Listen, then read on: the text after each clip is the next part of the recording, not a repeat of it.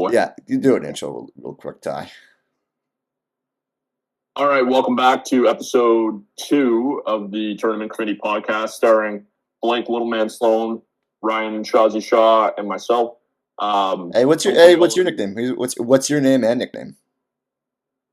Hi, Flagman Norieri. Yeah, El Capitan. No, I got lots of nicknames, but I don't really go by one. None of yours have really stuck.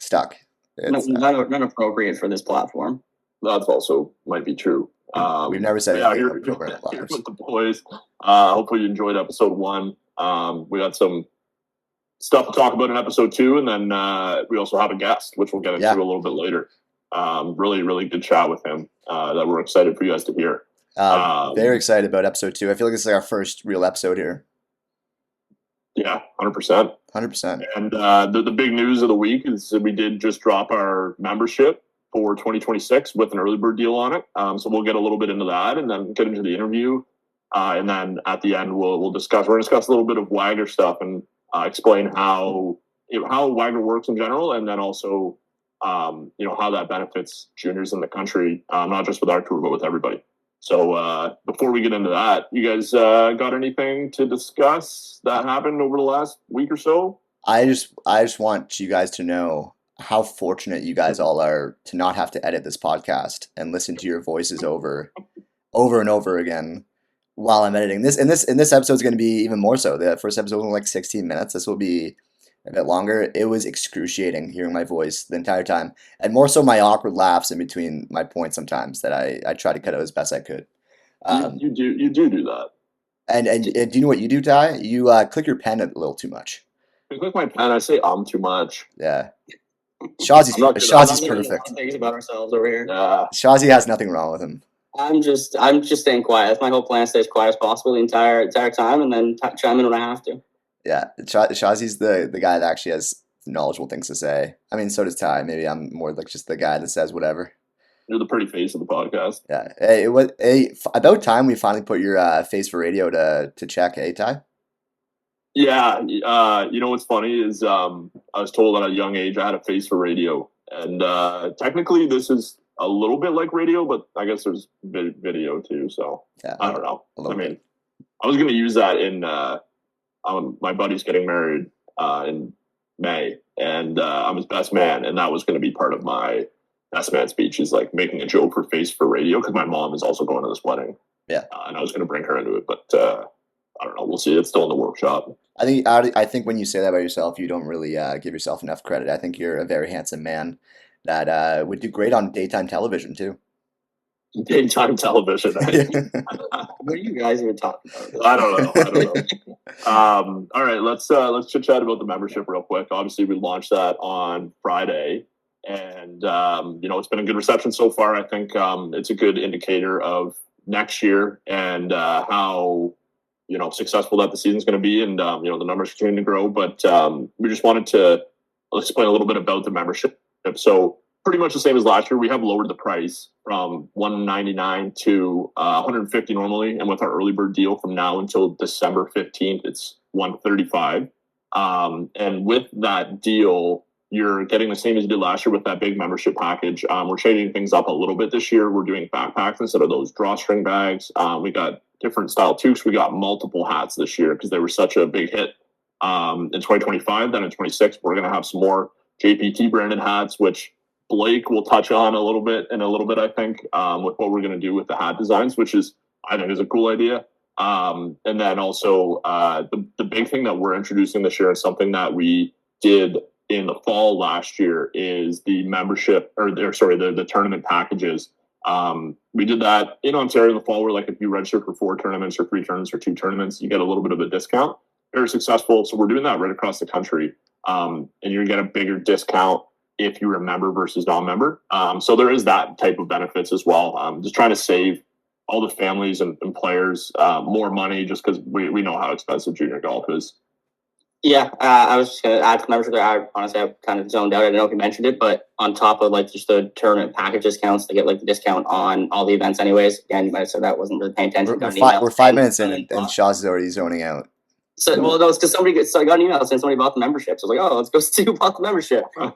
So thanks, Riley Hicks, bought a membership. Good to see you. Finger on the pulse.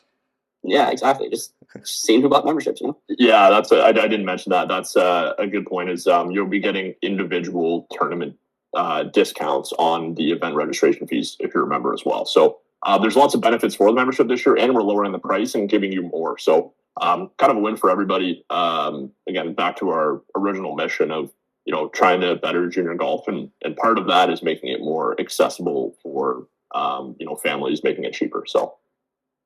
Yeah, absolutely. I think the most exciting part for me, and something that we all really wanted to solve this year, evaluating ourselves from last year, is how can we make that membership beneficial. And what I'm most excited for is the multi-event discounts. Obviously, we talked about this last time, but we did that in the fall, and I'm really excited that we're kind of implementing that nationwide, and all these players are going to have these opportunities to play in more events, but also save more money because of the events they're playing in. And that's just contributing to our ultimate goal of filling our events, because filling our events is only going to help everything in terms of WAGR, in terms of competition, and that's something that obviously is our number one goal always. So yeah, so get out, buy the membership. Like we said, it's on sale with the early bird discount until December 15th, which is right around when our 2026 schedule is going to be dropping as well. So you can save an extra $15 if you do it in the next, 3-ish weeks. Yeah. So get out, buy the membership. And you're missing one important thing about if you get our early bird membership. Oh yeah, you want to discuss that? The raffle draw. If any early bird member bought before December 15th of this year is going to be entered into a draw to win. Well, there's going to be 2 different draws. One of just boys, one of just girls. One person from each of those are going to win 1 free JPT event with tournament registration, 1 free Ping Canada golf bag, the Hoofer Light bags, and 1 free Blue Tees speaker/golf rangefinder. So that's very exciting. I'm glad that we're able to do 1 for each side to give more back, and thank you to our partners for allowing that to happen. Yeah, 100%. So there'll be 6 winners total. Thanks to Ping and Sundog / Blue Tees for allowing us to give away these items for our membership package, and hopefully, you buy the membership and you enter in the draw and you win something. It's a pretty good prize out there. Yeah. Let's table the membership talk for now. Did you boys watch the RSM Classic? I did not. I was following along online. Saw Valimaki won. Yeah. But saw a lot of the storylines developing on Instagram and Twitter, or X, I guess. Yeah, it's pretty much just what the PGA Tour posts on Instagram and Twitter is all I see. It was good. It's fun to watch this time of year. It's cool to see kind of the storylines a little different than most weeks where everyone's just focusing on the winner. It's kind of a little bit more about everybody at the bottom of the field, which is fun to see. I was talking to my buddy about it this weekend. It's kind of like the golf fans tournament, because you really feel for the guys out there grinding for their next year membership and to stay on the tour. I was personally gutted for some of the guys that didn't make it and didn't secure their PGA Tour cards for next year. You even saw some veterans. I mean, I think they're still fine, but Matt Kuchar was in it, Brant Snedeker was in there, obviously Hadwin, our Canadian boy. But it's tough seeing those guys still out there trying to grind for a tour card next year, and it's you kind of feel for them in all ways. Yeah, I think that's the craziest part of this event is it's the last part of the season that players can retain their tour card or earn their tour card, and the storylines that come out of it of guys that fell a couple of shots short, and all of a sudden they don't have PGA Tour membership. They got to grind it out on the Corn Ferry or the Americas Tour for another season. The interviews that come out of that, it's hard to watch sometimes, but it really highlights, especially for juniors, of how hard it is to get to the top of the mountain in this game. And I think that's a valuable lesson that, every shot matters. And it's about as you got to focus on the entirety of your junior golf career versus just one specific event, because you never know what the next event's going to hold. Yeah. And I think on that point, it's nice to see, and there's at least one story about this every year of the guys that didn't get it, for example, last year, getting it this year, or who guys have been there year after year trying to get it and just not able to, and then they finally get it. There's stories like that every year Not only from the RSM Classic, but like the Corn Ferry finale and those guys that get promoted. Obviously, that's the up and downs of golf right there. You can only have the amount of highs you have if you have those lows, right? So I think it's worth it in the end for at least some golfers. Yeah, the life of a pro golfer seems crazy. Like that's not something that I would want to do. Just from having like volunteered at the few PGA Tour Americas events, doing the starting there and talking to those guys, like, how do you guys, like, the grind we do, just going to tournament, running the tournaments is tough. But then I couldn't imagine being a guy on PGA Tour Americas trying to grind my way up and going back year after year. And it's like some of the guys are up there. Some, like the one year the guys moved up to Corn Fair, and the next year he's back. And it's crazy to see how they can go through that mental grind, not only on the course, just like daily of keeping your card, and that just doesn't seem enjoyable, to be quite honest. Gotta be mentally strong, man. Yeah. That's half the battle. I do not have that in me. Golf rounds are stressful enough for me. I don't know if I could, if like I get stressed when I'm playing one of you boys for like $5. I couldn't imagine when you add a few zeros to the end of that. So yeah, I couldn't imagine. But that's why we chose a more secure career path in the industry. Yeah, Should we talk about Blake's record against us this year, Shawz? Yeah, dude. Yeah, this year. Let's just stick to the last two events. I'm self-admittedly no, actually no. Shawzy, if you're opening this can of worms, we're talking about it all. Oh, I still have a winning record over the year. You're doing like one. No, we tied. It was a tie. We're not getting into this. You guys tied in. We tied once. So do you want to go through the record? Because I can go through the record. There's no way. Let's go through each individual match, specifically starting with those first two matches. Yeah. Okay. Well, the one where. Which one you want to start at Turner Valley? Was that the first match there? What was the tie, wasn't it? What was the tie? That was a tie. That was a comeback tie.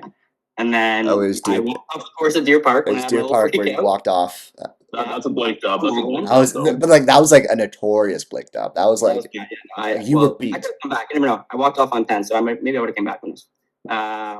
And then Century Five. That's a crazy comment.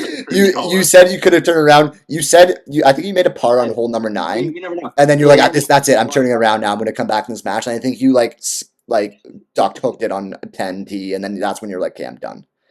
Yeah. He had to go do work in the clubhouse. I did actually catch up on work. It was nice. It was great. And then Century Pines I won. So we're 1-1-1 here. Century Pines was close. Century Pines came down to it. We're not talking about whether it was close or not. We're talking about who won and who lost. Yeah, but when whoever, like, you were the actual person that was beat this year. So it was 1-1-1, and then if you count the last two events, if you go, what was it, Legends, and then where was it, Rebel we played? Tangle, wasn't it? Should we get into the one that I gave you as a tie, even though you conceded on 17? Tangle on Turner Valley. Tangle and Legends. Okay, even if you want to give yourself the win there, I still win 3 times and you won twice. So sorry, what was the other 2 wins? You won Tangle and then what? I won Tangle, Legends, Century, and then if you want to give yourself Turner Valley, you can have it. That's Turner Valley and Deer Park, so I still win 3-2. So you won 3-2, and I've had the worst golf year of my life, and I also am fine with admitting that you're the better golfer than I am. So there it is. So it's 3-2. You want 2-0 just for the listeners. Okay, let's get into our previous years then. And then 0 is for Blake. Yeah, that's the record I'm more worried about, to be honest. I don't like. If we go into next year and I just keep on rolling here, this might be a problem. This might cause some issues. Losing to Shawz is one thing because he's a better golfer. I don't think you're a better golfer than me, Ty. Nor do I think you ever will be. I would agree with the skill level, but I would also say that I'm more mentally strong than you are. And that plays a huge factor when you're playing a match. There is a name on the tip of your tongue right now that I know you can't say right now, and I know you're trying. I know what you're thinking. Can't say that on the airwaves. Never say that ever, Ty. What are you talking about? Yeah, never. I mean, I found my game again. That's all we got to say. And which I'm happy about because I love having matches with you. I will say, especially when I win. Until I'm up, 8 or 9-0 next year, and you really don't want to play me anymore. I don't think. No, because that's what you did. That's what you did to me 2 years ago. We haven't played a match before this year for 2 years because I started beating you so much, and you got upset. And then you were like, "We're not playing a match." I didn't even ask you for 2 years, and then you got good, and you're like, "Okay, I'm ready to start playing matches against you again." Somebody's got to run the company, so it can't be focused on golf all the time. I don't have a Blake Short Game Instagram account that does numbies. Maybe I'll just not so much anymore, buddy. I was going to say, this is not helping our initiative to get Blake invited to the Internet Invitational. If we keep chirping Blake's golf game here, saying he sucks, Blake is a fantastic golfer and really deserves a spot in that event. So 100%. Shawzy, thank you so much. Yeah, Shawzy, you understand that? We gotta get him there. You don't know how much that means to me, the number one Shawzy. mission of this podcast is get Blake into that tournament. Here's the question. I told you my demands. Thing before we move on to the interview is if Blake gets into the Internet Invitational and hypothetically they allow caddies, who would you put on the bag, Blake? Obviously, to you, Ty. It would depend on. This is actually a good political answer. It would depend on where my relationship was with either of you during the time, because there's obviously times throughout the season our relationships ebbs and flows, as yours as does everyone's, but yeah, I don't know. I play. Shawzy gets some good golf out of me. I think Shawzy would know how to say, what to say, but also Ty, you provide me. You would like if I got like in a bad place, you would be able to bring me back from it. Whereas Shawzy would probably just provoke it more. So there's pros and cons to both of you guys caddying for me. And Ty, you do have the experience. Like Ty does have the experience with Jake too, who did end up getting his PGA of Canada card because after Ty was on the bag of his Jake being Ty's brother. You do actually, and Mellon. And Mellon too, yeah. 2-0. I just if all else fails, I'm gonna just become a caddy. Wouldn't be a bad gig, man. I mean, I can't walk that well, you know me. So I don't know if I could be one, but there's cards allowed in the Internet Invitational. We're good. Oh, true. Okay, good. This is the start. This is the start of getting Blake on there. That'd be so funny. No, there's only room for one little person on there, and that's Chaz. Chaz, I wasn't even invited, so I can't even say I would be there because I wouldn't even get an invite. And Chaz has it, and Chaz is a better golfer than I am, and I have no problem admitting that. My golf game has gone to poop, and that's unfortunate that it is. And I told you if I get invited to the Internet Invitational, that's great. I would need a month of just grinding on the range and actually committing to golf. And unfortunately, that's during our actual season. So I speak. You can have the time, buddy. Yeah. If you're going to the Internet Invitational, we can make do for a week. Yeah. I took pictures in Alberta. Turned out really good. Yeah, you were. So I can take the reins on the camera for a little bit. Yeah.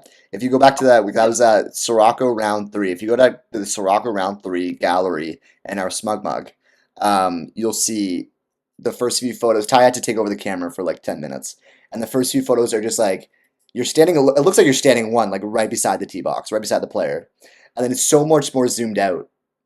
And then you could tell when I take over, and that's when the real photographer came in. So, talking about where Ty stands is wild, dude. You've almost gotten killed on multiple occasions this year. You have to ask me, like, you think I'm good here? I'm like, dude, you are in the line of sight still. Dude, I'll do anything to get the shot. There's sometimes where I roll up to the first tee and I see Blake sitting there, and I'm like, man, that is risky. I've debated. I'm like, you think you're good? Like, we got him sitting right here. I'm eventually going to get on the ground and get on my stomach and really get some good angles of players. And if I take a shot, if I take a ball to the head or something, so be it. I'll do anything for the JBT. That would not be good. That'd be good. No, we'd have to cancel the tournament, drive to the hospital. I'd still finish out the tee times. Everyone at our events goes home with at least 3 to 5 pieces of media from them. That's a promise, no matter if I take one to the head or not. Probably knock some sense into them. Let's go to Chris Dickenson. I think it's probably about time we get to the interview, and we have Chris Dickenson, the director of instruction at Whistlebear, who joined us for about an hour. Yeah, and we talked about a lot of things. I think it's a very informative interview for a lot of players that are, both starting out in the competitive journey and also trying to get to that next level. So without further ado, let's kick it over to Chris. Ladies and gentlemen, welcome to the first ever interview of the tournament committee presented by the Junior Players Tour. And wow, what a first interview do we have. Ladies and gentlemen, may I introduce Chris Dickenson. Give me a second here. Oh, God. 2024 PGA of Canada Coach of the Year. 2021 PGA of Canada Junior Leader of the Year. 2021 PGA of Ontario Junior Leader of the Year. head teaching professional at the Ontario Golf Academy at Whistlebear since 2021. This is from PGA of Canada, by the way. The Jack McLaughlin Junior Leader of the Year award in 2021. I could go on. There's about a half more. Dude, I found this on the PGA of Canada website. You need to update your LinkedIn. I don't even think I've been on LinkedIn in like 6 or 7 years. No, I know. I got a screenshot here of it. Yeah, perfect. I'm gonna. Here it is, right here. How old are you in that pic right there? 21 maybe. That's probably 10 years ago. Yeah. Jeez. But what a good get for our first interview here. Welcome to the pod, Chris. Happy to have you. Yeah, appreciate that, guys. We're looking forward to having a chat. What an intro. Yeah.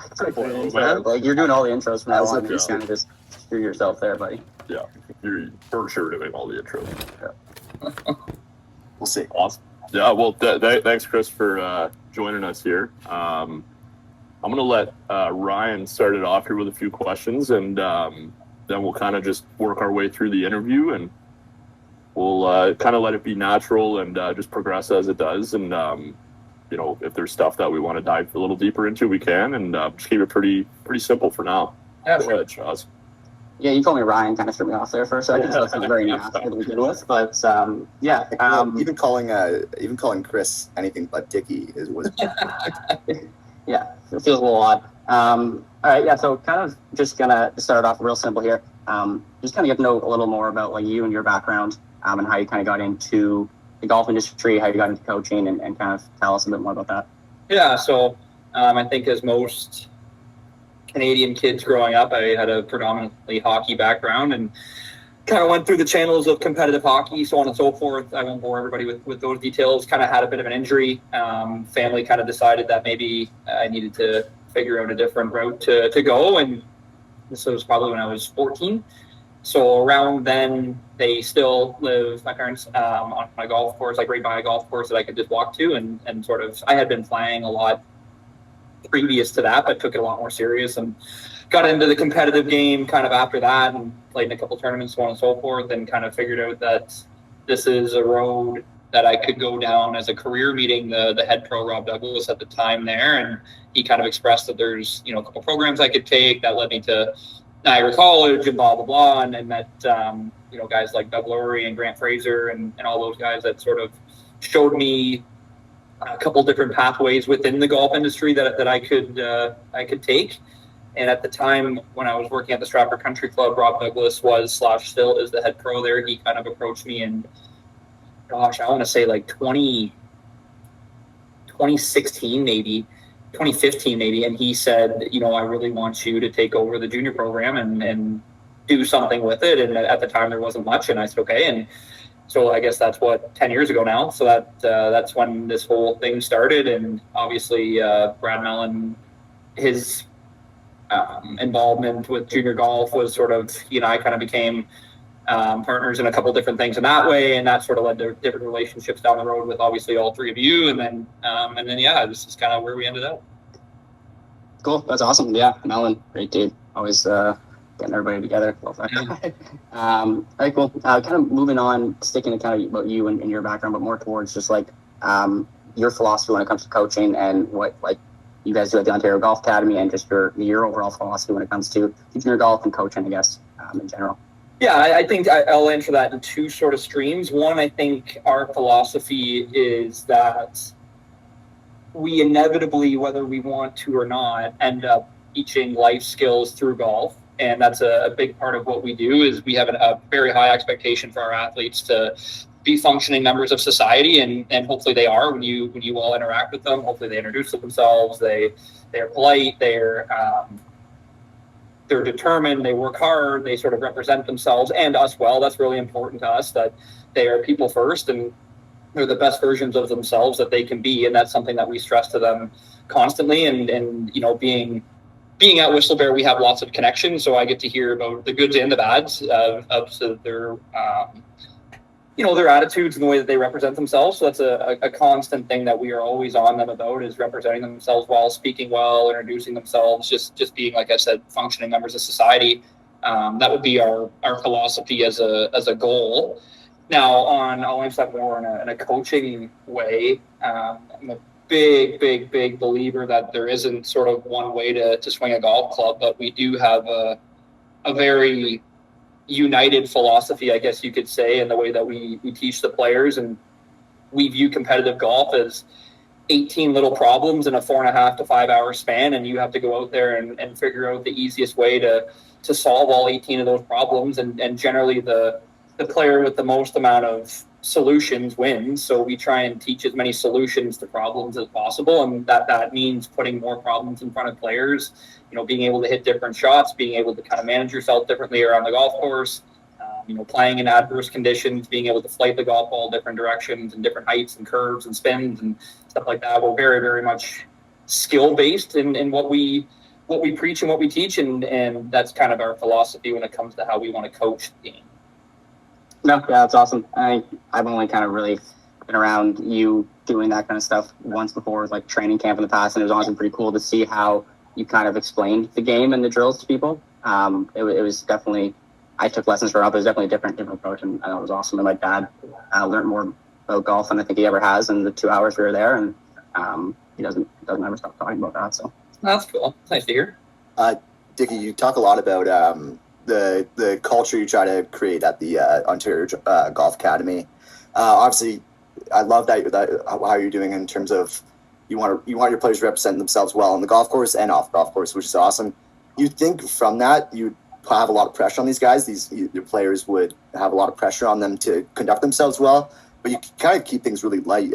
Everything that we see at the events, you're buddies with all your players. Can you just mention? Can you talk on how important it is to kind of make it fun for the players? So as much as you're expecting a lot from them, it's not like they're not wanting to do it because of the culture you've built. Yeah, I think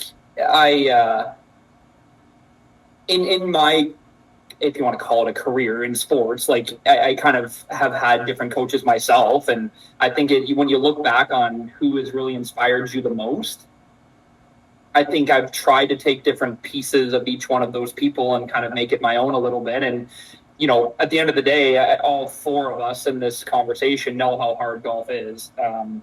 I always tell the players I will never, ever, ever have an expectation of the score that you shoot ever. Because, the score is always the hardest part. It really is. You can shoot 85 one day and 65 the next day. Obviously, if we're doing our jobs right, hopefully that window is smaller. But I think that's the biggest thing, is just understanding from our perspective as coaches that this game is really hard. The kids are trying their best, and that's where I need to be a little bit more lax with that. Is the score is always going to be the score, but I think the easy stuff to do well is what we preach really hard. And at the end of the day, I want to be somebody that they can come to with anything, whether it's golf stuff or life stuff. And, I hope we do a good job of them understanding where the boundary lines are on certain things. Like, if I hear of one of them throwing a club or breaking a club, they're going to see a different side of me than what you guys see. But again, at the end of the day, if they're representing themselves well and trying their best, they're going to get the best of us. And that's us, being light and being approachable and trying to make it as fun as possible. Because at the end of the day, I think the players, one of the biggest, Sean Casey actually told me this, one of the biggest things that gets misunderstood about really successful players is that they truly love what they do so much that it doesn't seem like work to them. So if I'm then going to make it feel like work, I think that sort of takes away from their enjoyment of the game, which inevitably takes away their ability to advance and continue to be skillful at what they do. So it's a big part of what we do, is try to walk that line between, having fun, but also having expectation between, their attitudes and how they sort of represent themselves. Yeah, 100%. I can echo what the guys said. All of your players have been fantastic to deal with over the years, especially this year. So you guys are doing something right. Shifting a little bit to the broader junior golf landscape, in your mind, what do you think the biggest challenge is for junior golfers in Canada today? Yeah, are you saying that in a way of moving from junior golf to post-junior golf, or are you sort of saying that as a whole? I think in general, as a junior golfer, whether it's location, being, 6 months a year in the cold or whatever it is, like in the junior side of things, not from getting to the next level. Okay. Yeah. I think it's interesting. I look at it in two different ways because obviously the climate here in Canada is a bit of a barrier. I mean, we can't escape that. It's going to snow at some point. The golf courses are going to close at some point. But I think that gives those who are truly dedicated and invested in the game an opportunity to get better off the golf course, whether that's physical training, whether that's mental training, whatever. You actually, if you think about it, we have a built-in off season here in Canada that, some parts of the United States doesn't. And I think the players that are really going to take advantage of that quote unquote off season to improve their physical ability, their mental abilities, actually get a lot out of that quote unquote time off. I think the biggest barrier that juniors are facing right now is the ability to find two things, the ability to, and they kind of go hand in hand, to find facilities that will support them, that will give them the opportunity to go play, to practice, to do all that sort of stuff. And then to have, I don't want to say a coach, but somebody beside them that can help them along the journey a little bit. Because I think there's very, very few true coaches in, let's be very specific here and say Ontario. In Ontario, there's very few coaches. And what I mean by that is like a person who doesn't do anything besides teach golf. They don't have any other job, whether that's running tours, whether that's working in pro shops, whatever it may be. Their only job is to coach junior golf. There's very few people out there that actually do that.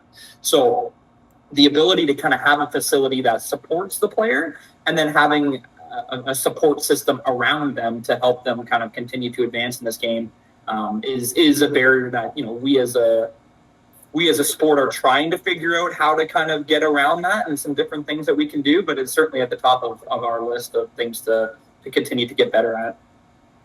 Yeah, I mean, I completely agree. Having somebody dedicated to strictly junior golf, it's obviously a competitive advantage for what you guys are trying to do at OGA, but, across the board, I think it's like such a good industry to get into, not only, financial wise aside, just having the ability to, get at these players when they're young, bring them up, teach them the right morals, fundamentals, whatever it may be, and then, hopefully turn them into lifelong golfers, whatever they do, post grad or post university, whatever it is.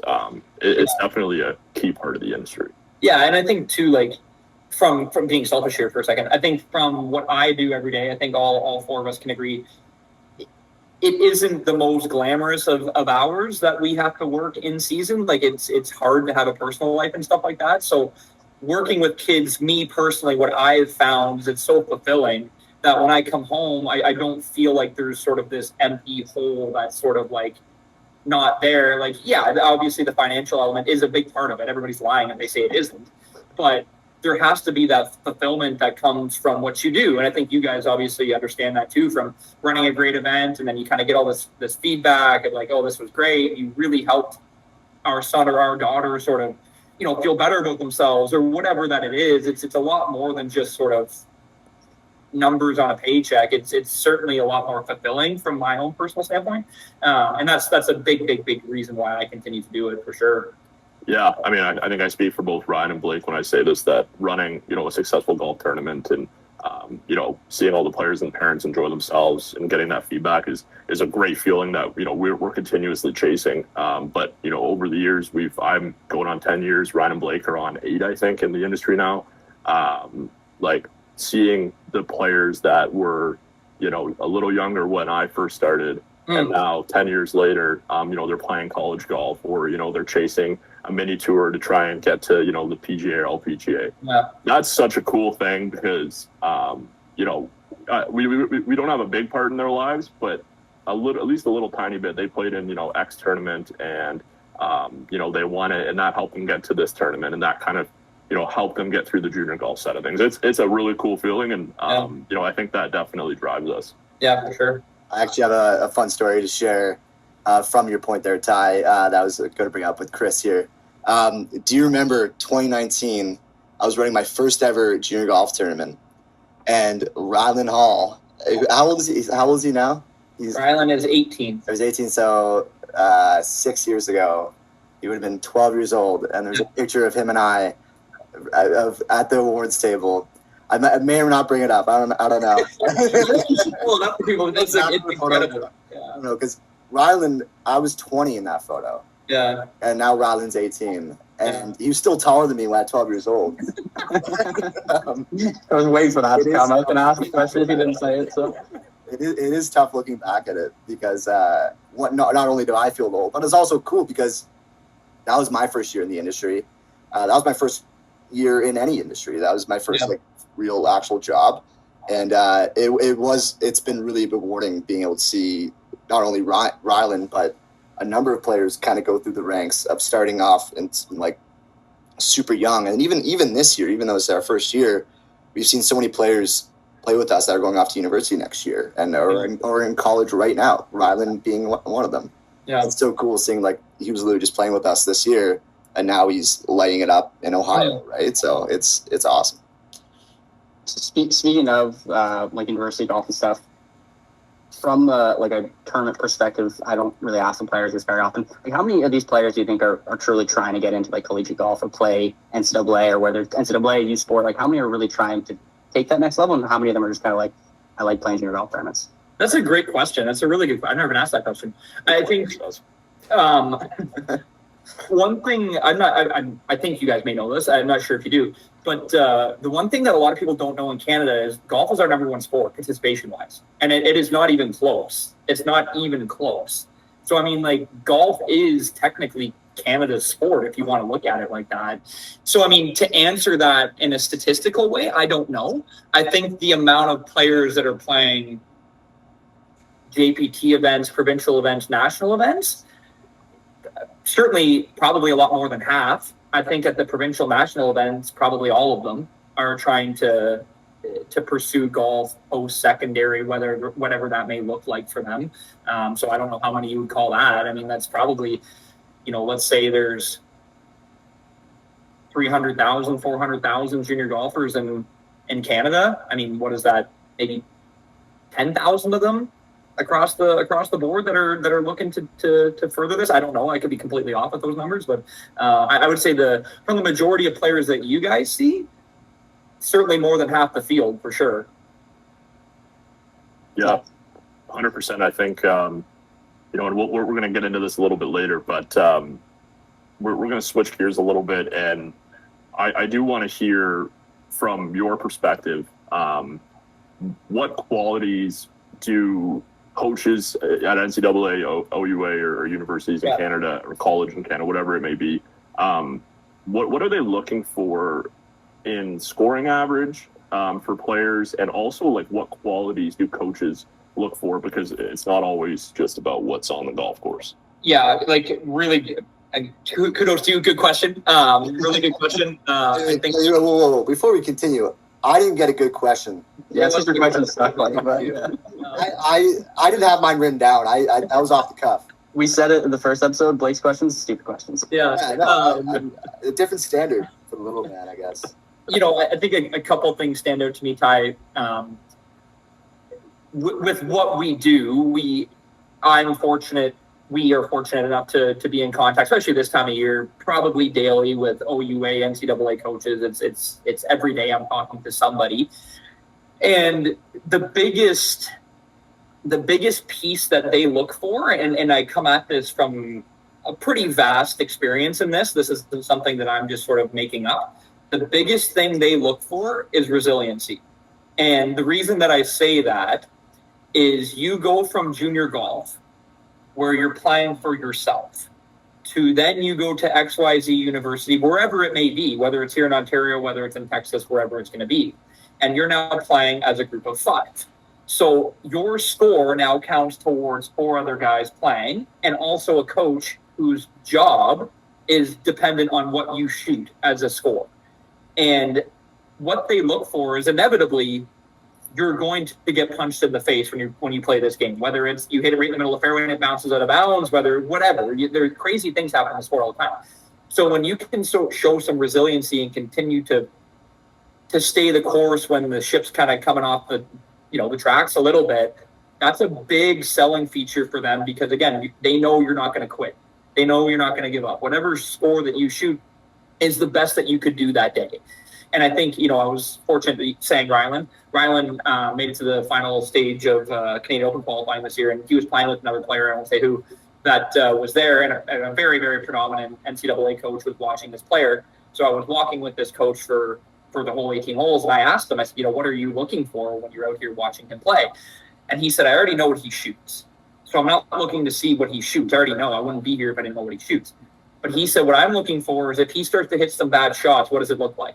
Does he start to quit? Does he start to give up? Like, what happens? And inevitably, ironically, this player shot 42-32 in that round. And this coach then went up to him, gave him a big handshake, had a great conversation. And the last I checked, he's actually now playing for that program, ironically. So I think that is truly what they are looking for because, again, your score starts to matter towards everybody else, not just yourself. So you can't quit. You can't just give up.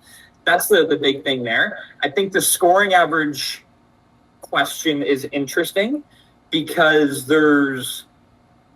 when people say college golf, generally what I've taken from that is they mean NCAA Division I college golf. Is kind of what I've gathered from that. Now, that is the tip of, as we all know in this call, that is the tip of the iceberg to what college golf actually looks like. There's Division II, there's Division III, there's NAIA, there's JUCOs, there's OUA, there's all these sorts of things. Now, to play NCAA Division I golf at a fairly high level, to get some sort of scholarship that's going to make it worth your while to go to that school financially, what I've sort of deducted is you generally need a scoring average of 72 or better, and you need grades of at least a 3.7 GPA to be successful. And we get a lot of parents come to us with kids that are like, hey, so-and-so is pretty good.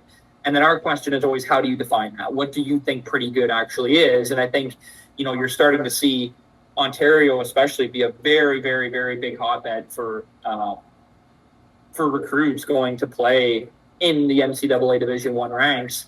And, 7 years ago, I bet you that scoring average was 75, 76.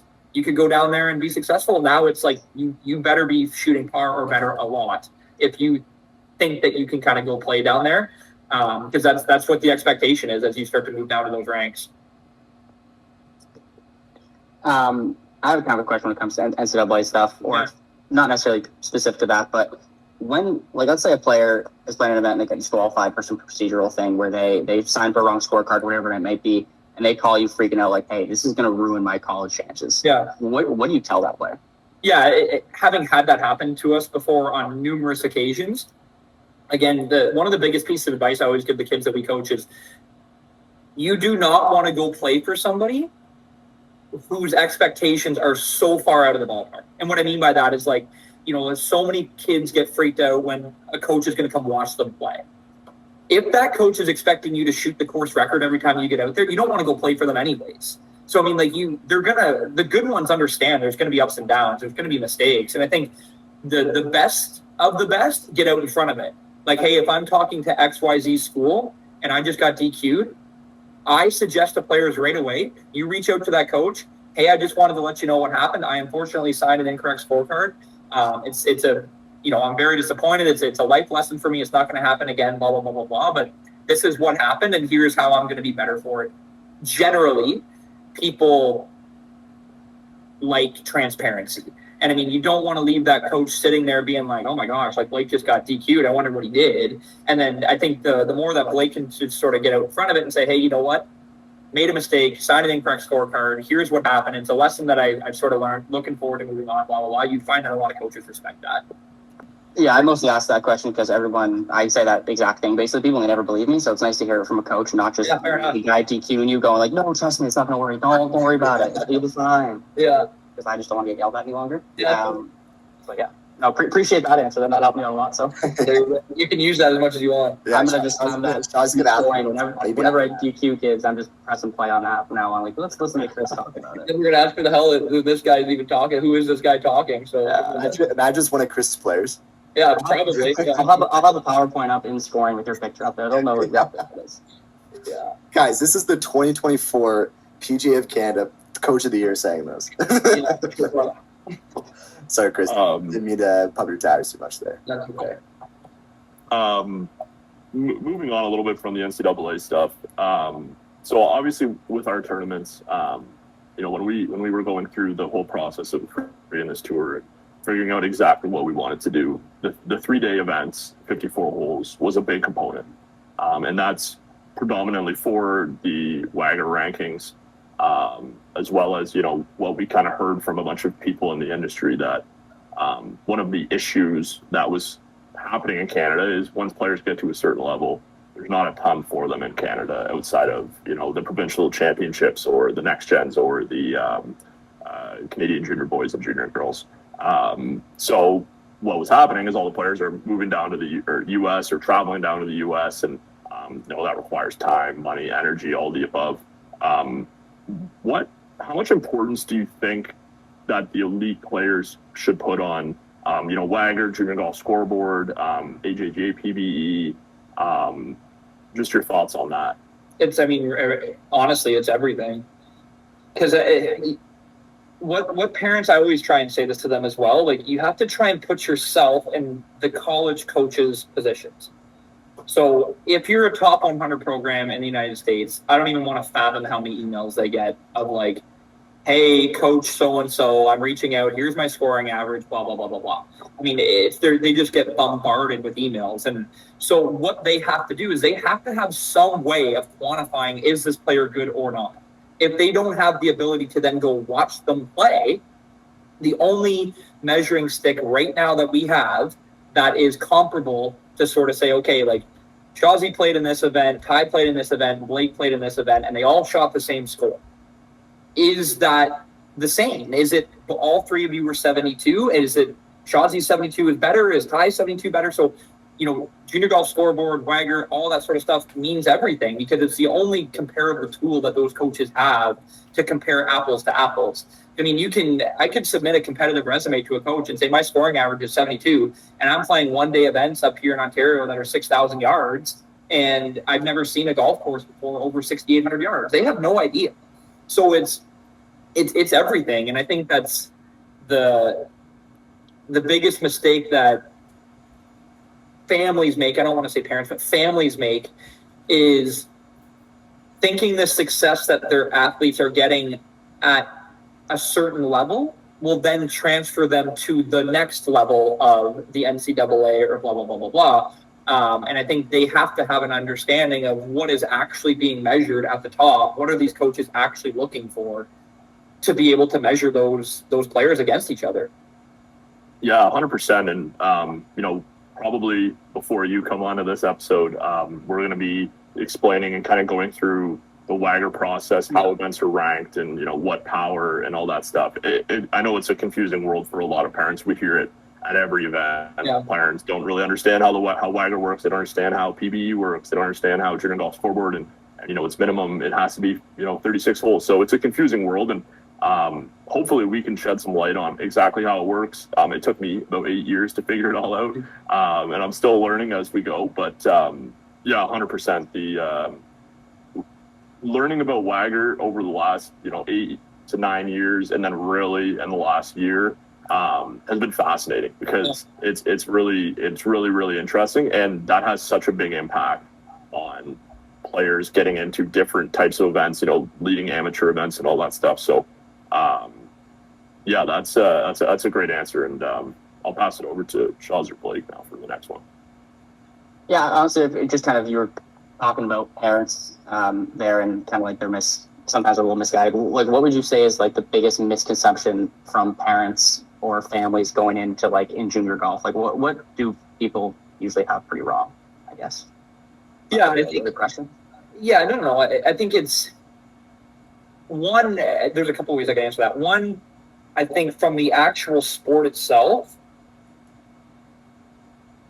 generally, parents haven't played competitive golf before. Generally, that's unfair of me to say that as a blanket statement, but generally.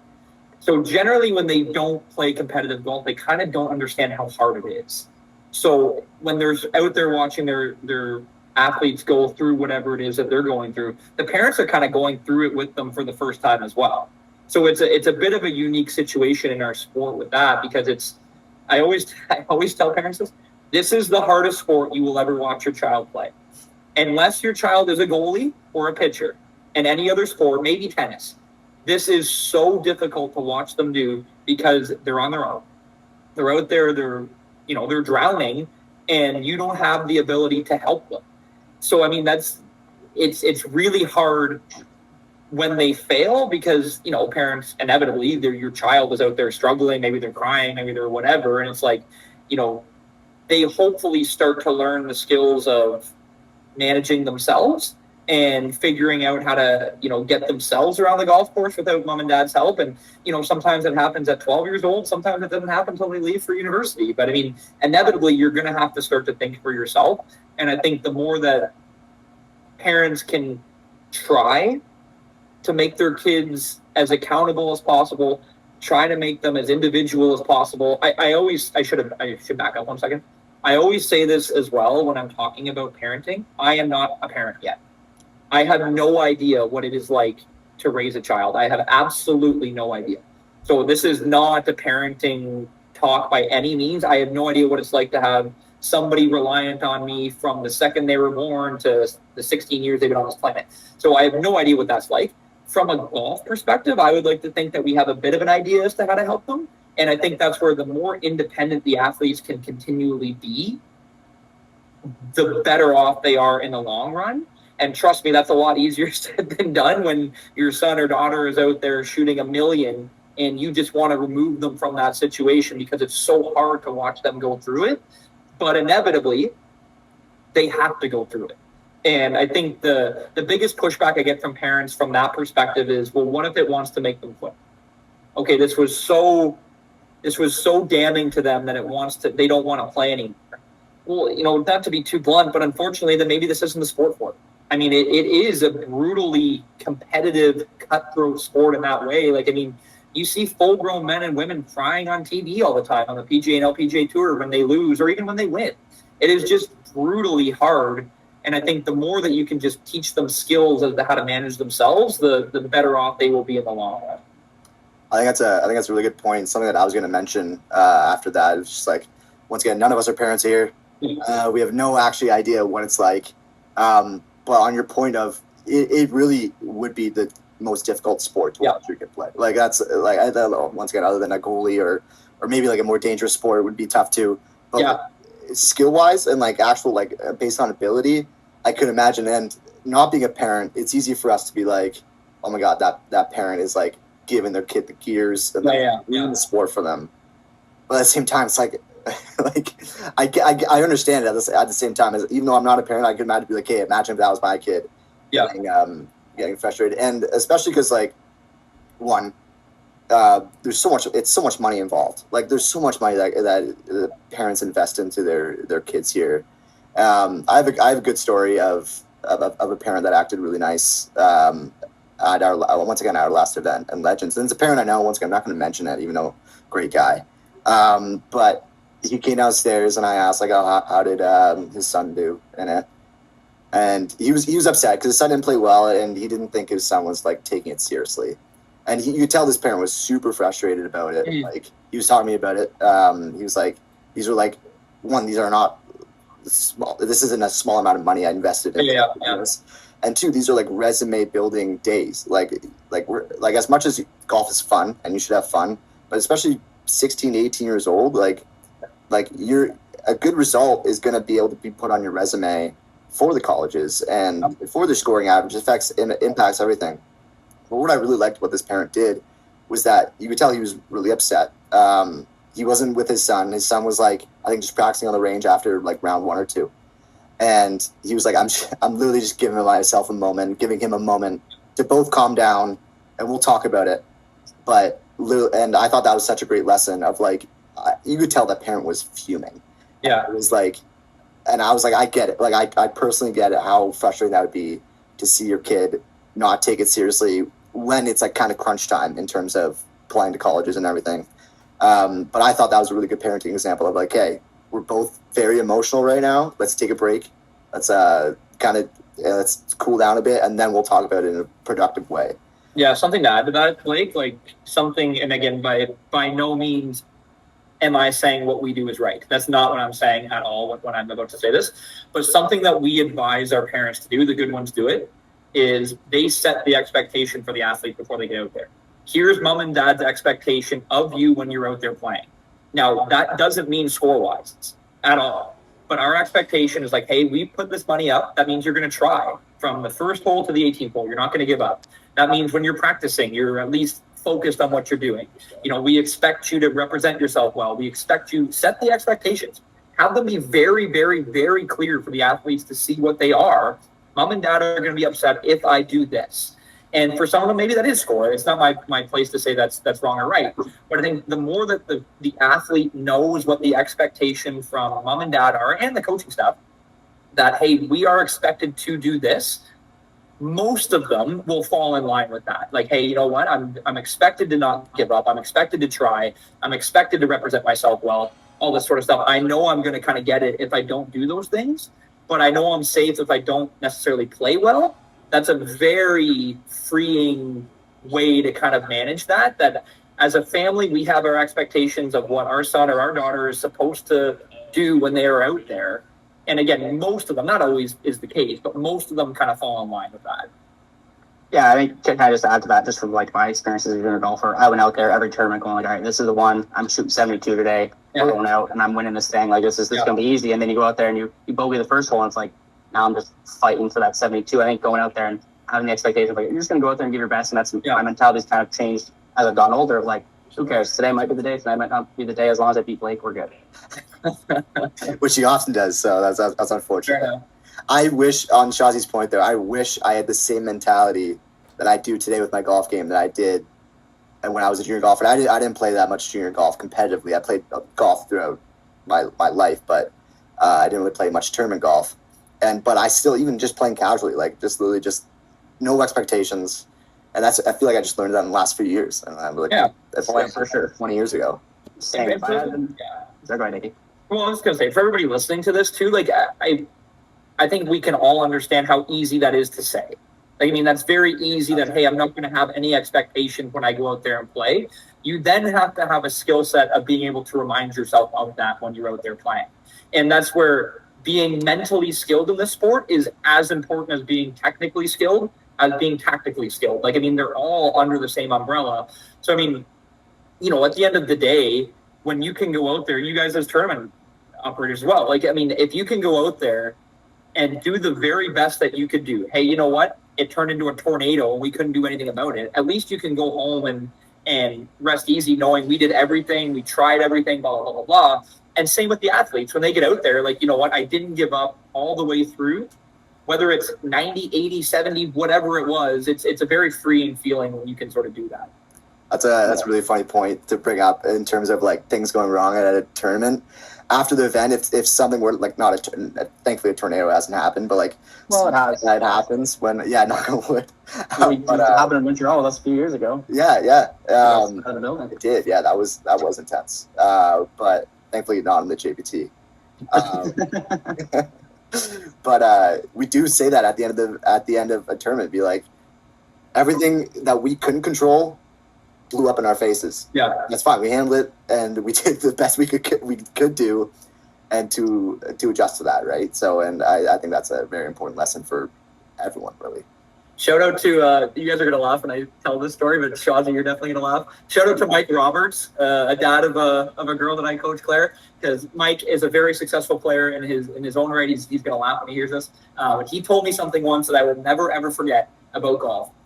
He said, "You have to expect the unexpected left hook," and I think that is something I will never forget. And I think for you guys as tournament, operators as well, like, you have to expect unexpected things, and that comes back to that resiliency piece of being able to, okay, this just happened. What am I going to do about it?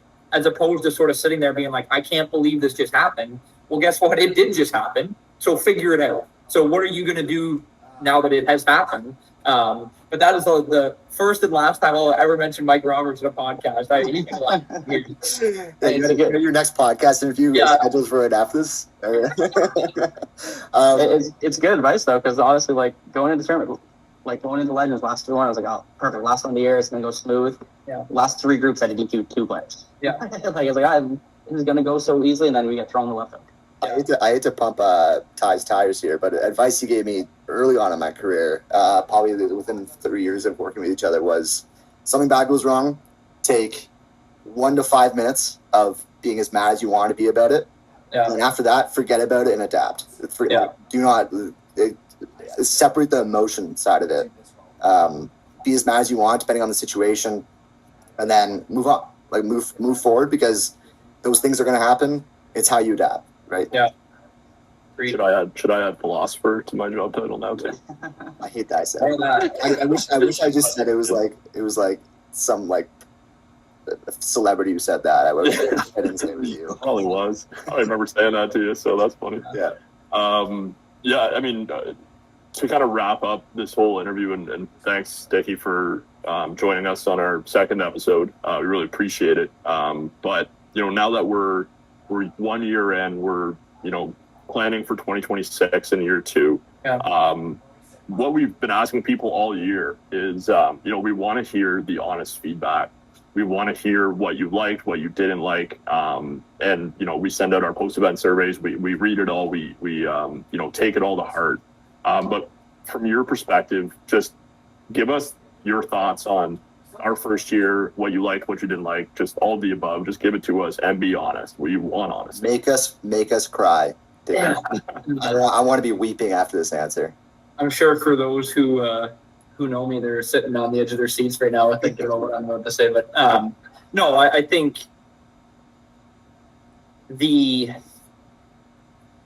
Ty, you and I had a conversation, 5 years ago. I don't know when that was, on a particular 18th hole of a particular golf course, on a particular event. I won't name names. About the future of junior golf, about what needs to happen, and that's just you and I talking, right? I'm sure you and I had some things right. We didn't have some things right.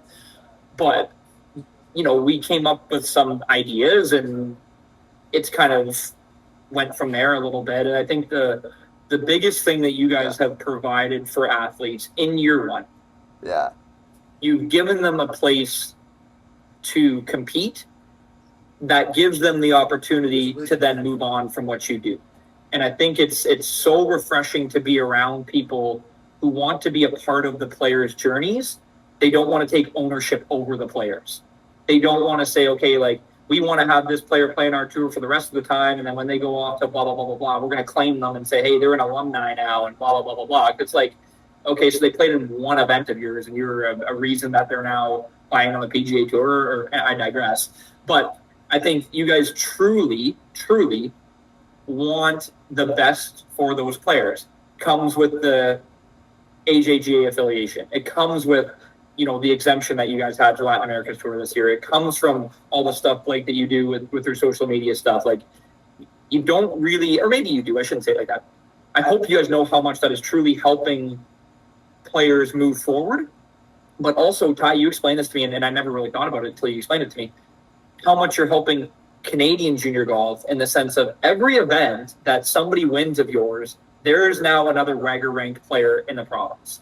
So let's say, 8 new players now are going to go play in the Ontario Junior Boys this year. That has helped their field. Their field is now better because there is now more WAGR ranked players in that field. So guess what? There's going to be more coaches that want to come watch these events because it's now on their ticker a little bit. It was like, oh, okay, like this power ranking of this event is quite high. So, I mean, like, you guys continue to do that stuff, and I think you're going to, see lots and lots and lots of growth, and hopefully you have the backing that you need from everybody else to continue to help support you, because it's great to see. And I think from feedback, have cold BioSteel, not warm BioSteel. Cold BioSteel is much better than warm BioSteel. The biggest piece of feedback this year was ice. Yep. Ice. Yes, ice. Shawz is going to internalize that too. Shawz is not sleeping tonight anymore. Thanks, Chris.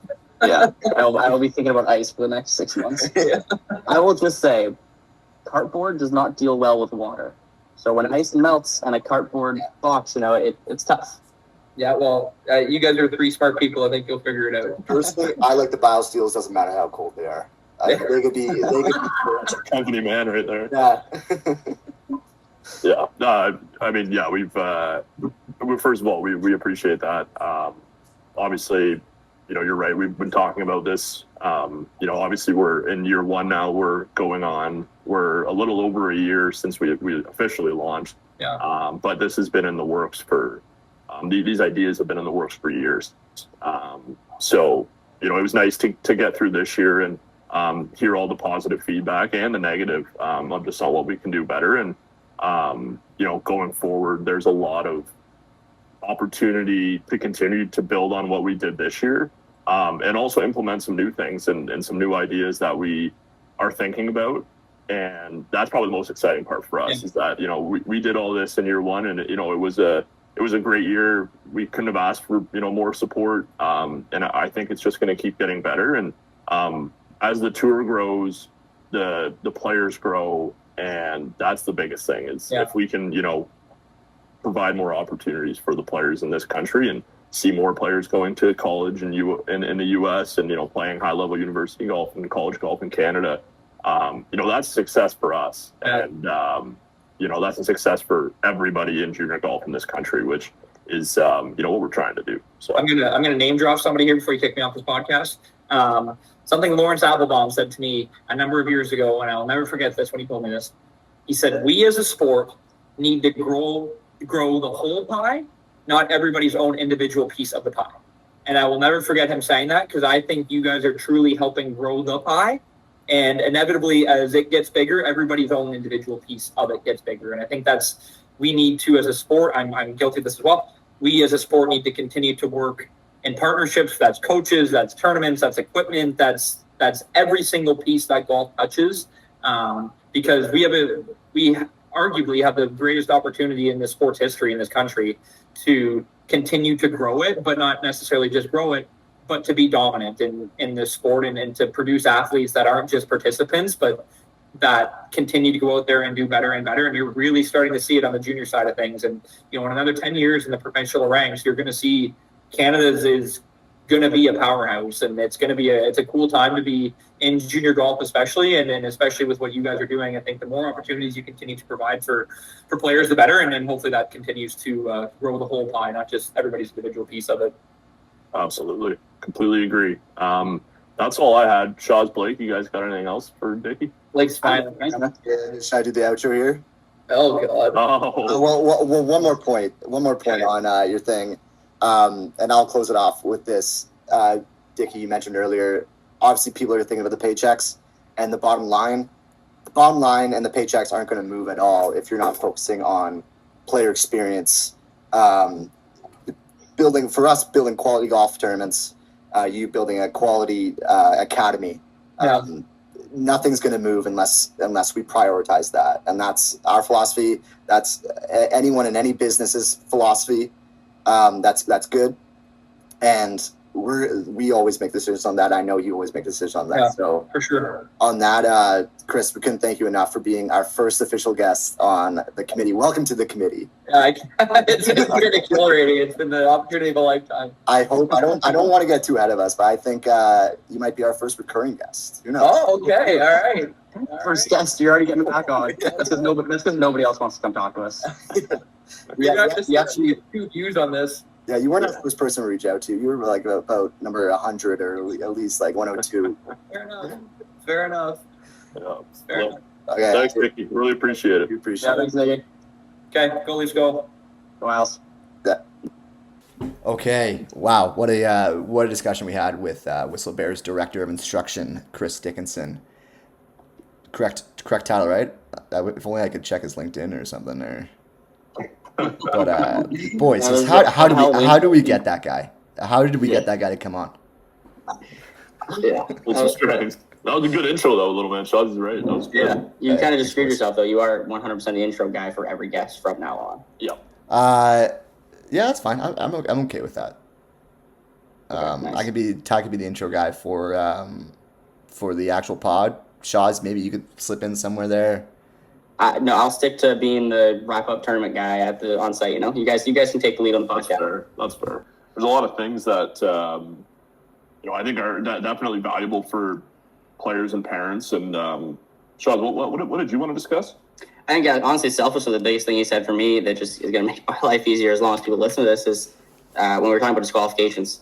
So like, if you listen to it, you'll kind of hear what he said. But the biggest thing my least favorite part of the job, I guess I would say, is having to disqualify players, especially when it comes to like the smallest things, like signing an incorrect scorecard, or like the trivial things that it's not something that's trying to go out there and cheat, but they just kind of didn't do something they didn't necessarily know. Like no one's trying to cheat, but they get disqualified for something procedural like that. And everyone kind of freaks out and stuff. And I'm always telling them not to worry about it and kind of how to handle that situation. It was good to get the perspective of a coach to kind of echo what I've always been telling people of just kind of be upfront about it, be honest about it. It's not that big a deal. Coaches understand these kinds of situations happen.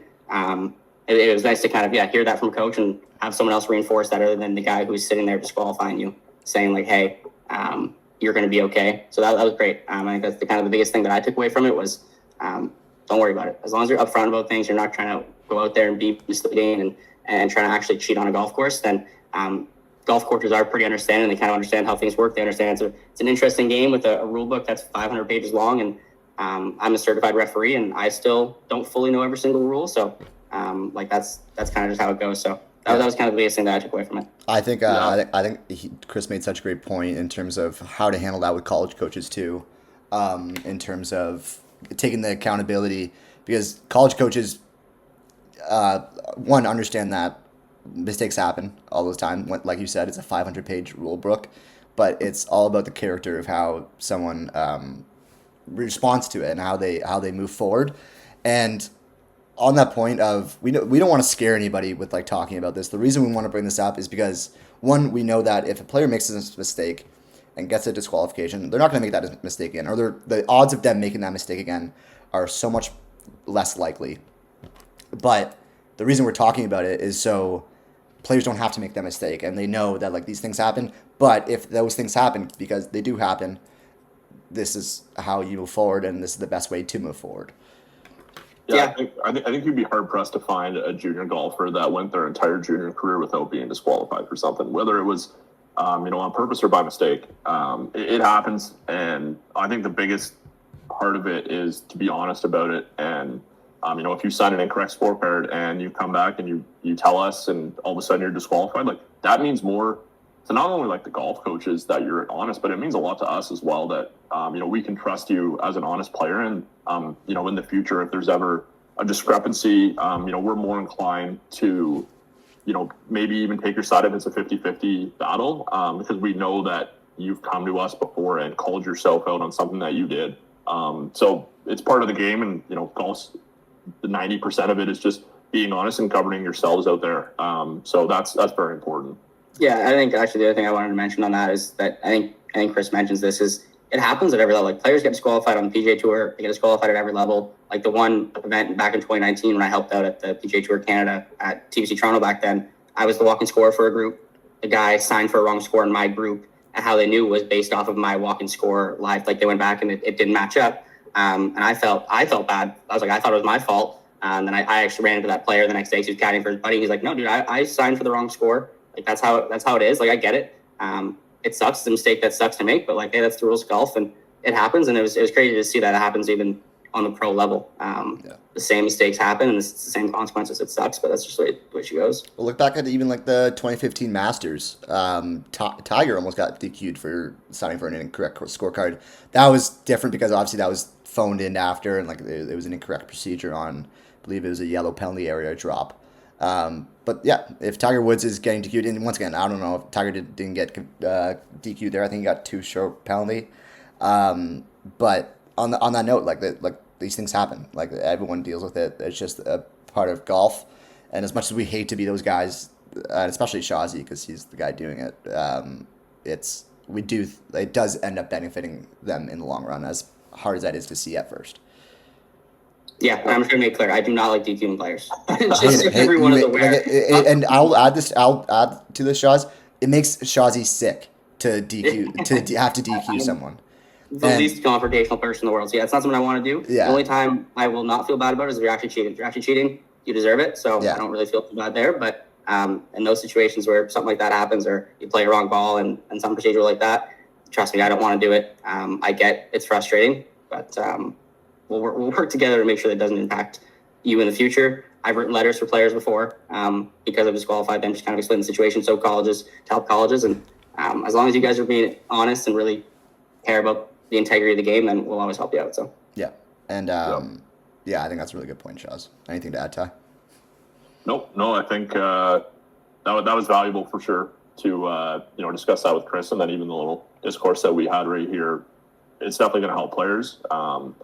And the one thing that I took away from the interview with Chris is the WAGR aspect of things, and I think that's something that we should dive into and why it matters. How it can help players and why we only run 3-day events. So I'll take it. I'm going to start and try and explain it the best I can because it is confusing.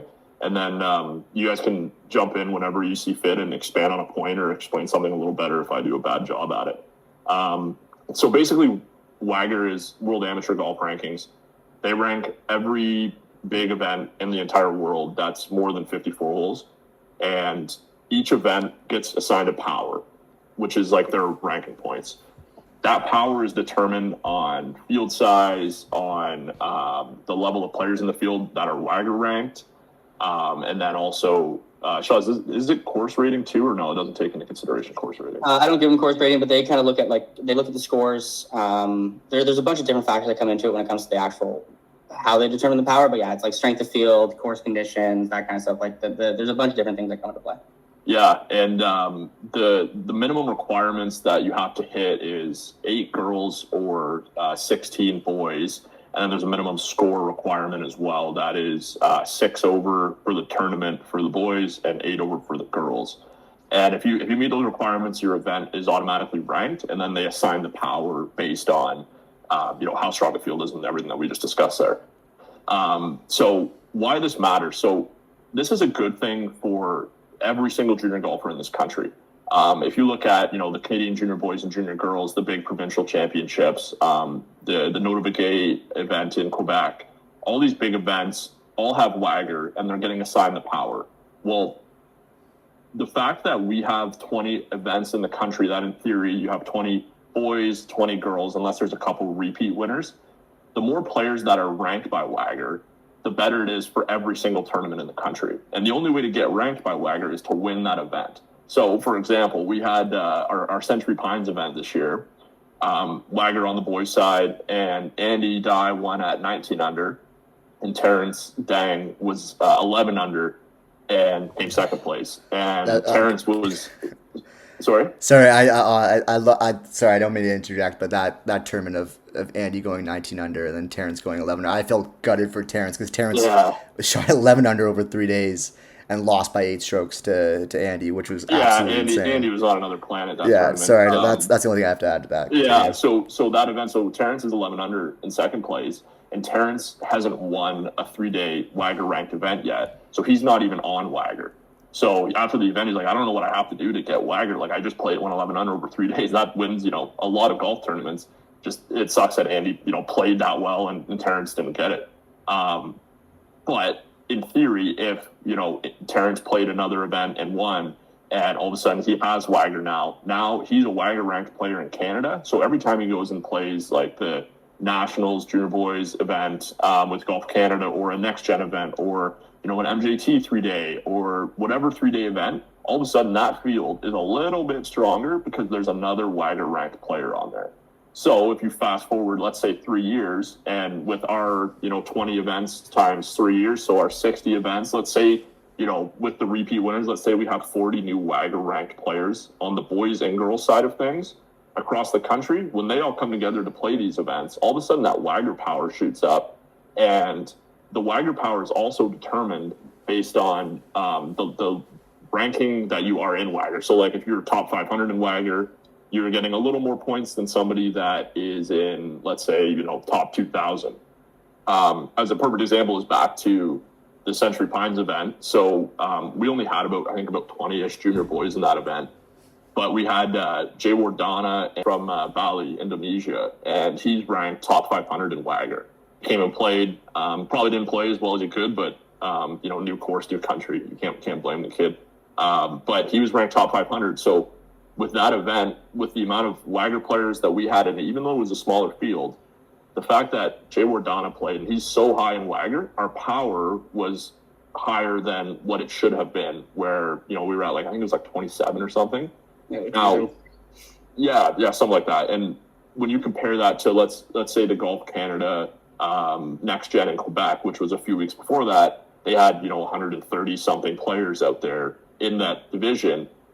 Their power was lower than our power at Century Pines, even though we had 100 less players. So the strength of field really matters, obviously. Winning score comes into factor on that as well. Winning score, shooting 19 under Yeah. really helped. Terrence's 11 under also really helped. That's another thing where with WAGR. Sorry to interrupt. It's just it's always so it changes so often. Got an email 2 weeks ago basically saying they're changing a little bit how they award that power and trying to make it more fair. So there's so many factors into the WAGR thing that I don't even think they're all fully public. Quite honest, they might be, but there's so many things they take into consideration with that power that winning score is huge. Having those WAGR rank guys in there is huge. Sorry. Yeah, and to go back to the the point of this whole discussion is the more WAGR ranked players that we have in Canada affects everybody, and it's better for everybody. Not just for us, not just for the provincial associations. It's MJT, it's Golf Canada, it's the Nota B'Gay event in Quebec. It matters for everybody. And if you fast forward a little bit, and all of a sudden we have, let's say we have 100 WAGR ranked players in Canada, and every time that once you're on WAGR, every event you play in, no matter where you finish, you're accruing some amount of points based on that power. And then you're climbing up the WAGR leaderboards, and all of a sudden, you're top 500 in WAGR, and then you're getting these invites to all these big international events. And that is how you get to that next level where you're playing these big international events. Let's say, the Scottish Junior Open or something, that is a WAGR invite event. You're playing in that event, you play well, all of a sudden that opens the door to another event. So it kind of starts with WAGR. In a lot of cases, obviously, Junior Golf Scoreboard and the AJJ PBE really matter for players as well. But WAGR is such an important tool, which is one of the reasons why we chose to do 23-day events, because we could have done 2 days, but the feedback that we got and the pathway that we see, it makes a lot of sense to do the 3-day events, the 54-hole events, and take a little bit of that AJGA model. And hopefully, in a couple of years, we'll start to see those WAGR powers shoot up for everybody, and that's good for junior golfers in Canada. Yeah, and I think Dickie made a very good point on why WAGR, Junior Golf Scoreboard, all those ranking systems are very important in terms of college coaches, especially needing something to quantify it. They know there's a million junior golfers that go out there and shoot a good score, but having that ranking system to help them they can't watch every golfer, they can't go to every event, but having that quantified ranking system that allows them to kind of see where the players are. And the more that we can have players kind of get added to it and more, I guess, be more accurate and representative of Canada, just kind of gives better chances to the top golfers in Canada to actually get the best scholarships and go out there and build their name. So I think Dickie made a great point when talking about that part of why WAGR and Junior Golf Scoreboard are important to kind of really take into consideration. 100%. I hope that made sense. I mean, it's a confusing thing to try and explain, but it made sense to me, guys. I don't know this that well. I defer to you guys a lot for this expertise or proficiency, but that made a lot of sense to me. So that's great. Thanks, guys. That's our litmus test right there. Blake. Yeah, Blake can understand. That's not a great litmus test. Yeah, I mean, and if anybody has any questions about WAGR, we can do our best to try and explain it to you. We have a pretty good grasp on WAGR, and honestly, all the other junior ranking sites too. But we understand it's confusing to everybody, and especially if you're new to the junior golf landscape, trying to understand, how it all works and what events are WAGR ranked, or have AJJ stars or Junior Golf Scoreboard, and that's an important aspect of junior golf, and we're here to help any way that we can. I was just going to kind of echo that sentiment of whether it's WAGR or anything. I grew up playing junior golf tournaments. My parents still fully don't understand how junior golf works, and I've spent 3 or 4 years in it, kind of at the end of high school. So I get it's confusing. I've been in it for 7 years. There's still things I learn on a regular basis about junior golf. So reach out to us. We're happy to help. I'll hop on the phone and chat with you guys whenever, honestly. The off season, we're we're at home, we're working from home, so I'm happy to hop on the phone and kind of chat. So if you have any questions about anything junior golf related, just reach out. I'm sure that most people that are listening to this probably aren't new to junior golf necessarily, but just reach out. And that's something that we kind of want to reiterate in terms of the goal of this podcast is if you have any questions, we would answer as best as we can, or if there's emails that we get that are about a specific topic, we'll address it here.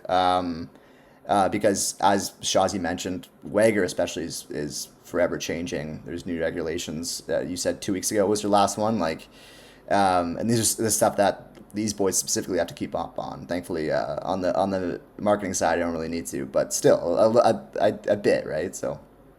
Yeah, you'll run into Blake at a tournament. You'll ask an ops question, like you can go ask that guy. Yeah, yeah. Even if I know the answer. If you ask me a question about pictures, I will also point out Blake saying you can go ask him or anything media related. It's not going to be me. That's the thing, and you and I know you and I have talked about this a lot, but it's a lot of like I know the answer, but I know I can't explain it as well as Shawz can or Ty, and I think that's what you go and when you have questions that relate more to me. Most of the time, in media stuff, I actually don't know the answer. I'll be quite honest. That's why I send them over to you. And same thing on the ops side, brother. I know it's always funny when. I mean, people have obviously really liked the social media and the pictures and, the communication side of things. And I'll see people and they say, your social media is awesome. And, they'll be complimentary. And then when they're done, I'm like, yeah, I'll pass that message along because that has zero to do with me. I can barely run my own Instagram account. So, I'll pass it along to Blake. That's why I said I'll take it over for you if you want.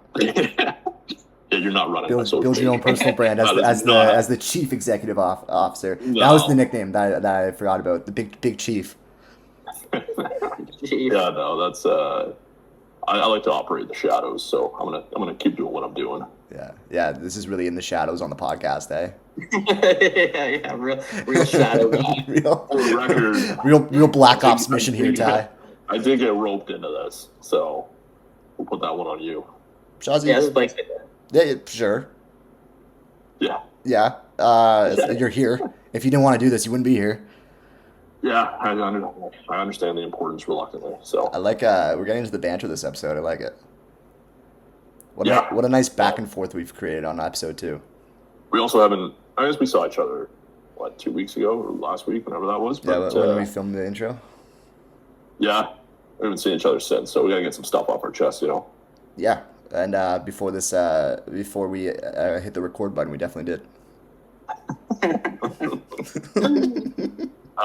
You guys got anything else, or are we good to end episode 2? I think that's a good spot. We talked a lot with Chris, and I know he hates the tire pumps I gave him throughout the episode, and I'm sure he's hating listening to everything that we're saying nice about him now. But just what a good system they got going at Ontario Golf Academy, and I'm not just saying that because he was our guest. We've been long admirers of them and the system they have there all throughout. Chris, Mike, Adam Tobin, so many different names there that do such a great job throughout Whistlebear as a whole. So thank you, Chris, for coming on.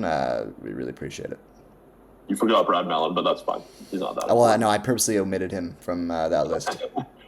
Just kidding. Yeah. I love Brad. We already gave him a tire pump though earlier. We really appreciate Chris coming on, and we found out Chris is a name drop guy. Yeah, he loves name drop. A couple of name drops there. Yeah. Yeah, that's awesome. Yeah. So thanks again, Chris, and good chat with you boys. We will be back in a few weeks, and we're gonna recap. A few weeks. Yeah, Blake did not like that one. Yeah, that's a few weeks is more than is more time than bi-weekly. We'll be back. Technically, we'll be back, and we're gonna chat about wrapping up the first half of the season, and then get into a few other things. And the schedule launch is coming up soon, so we'll get into that, whether it's on the next one or the one after that. So we don't know. Everything's moving. Yeah. Yeah. Perfect. All right. Sorry, didn't mean to cut you off there, Ty. Okay, thanks, guys. Go Leafs. Go Owls.